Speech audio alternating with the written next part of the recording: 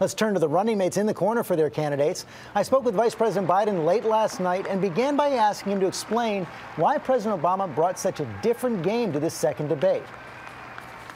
I tell you what, the Obama that I've worked with, the president I've worked with, the guy passionately committed to doing something about the plight of the middle class, he was there last night. I thought he did an incredible job of pointing out what he did, what we're going to do, and I thought it was incredible that Governor Romney had nothing but a sketchy response to everything. I mean, whether it was that young college kid asking him about a job, he kept saying, I want you to get a job, I want you to get a job, or whether it was about, this is the third debate we've had on their tax policy. They've yet to come up with a single solitary specific. What did you say to him after that first debate that got such a different performance last night?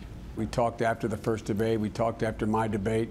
I didn't have any doubt about how the president would perform in this debate. That's the guy I see in command. He's the guy I know. We saw Mitt Romney really tighten up in the polls after that first debate.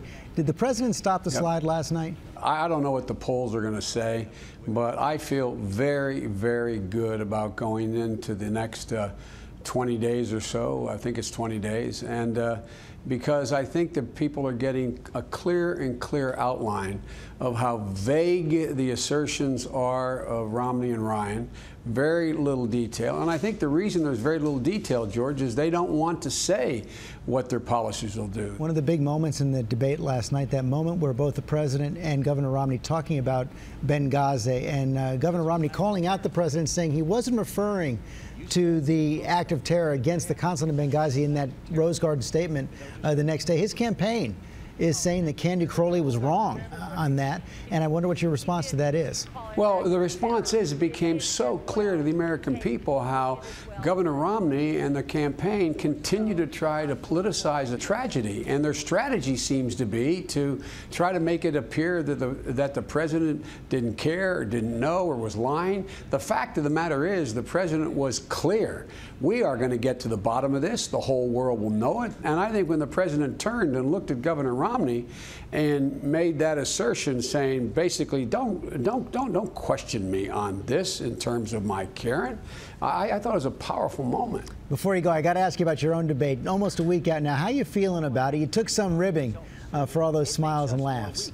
Well, I tell you what, I recommend everybody go back and find that Saturday Night Live deal they did. I have to admit, I laughed my head off watching the guy playing me. He is so good, it scares me.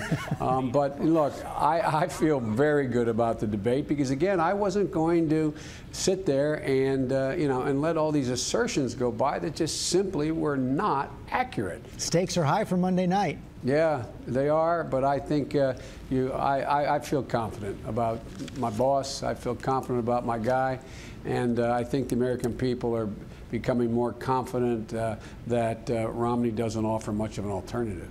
Mr. Vice President, thanks very much for your time. Thank you.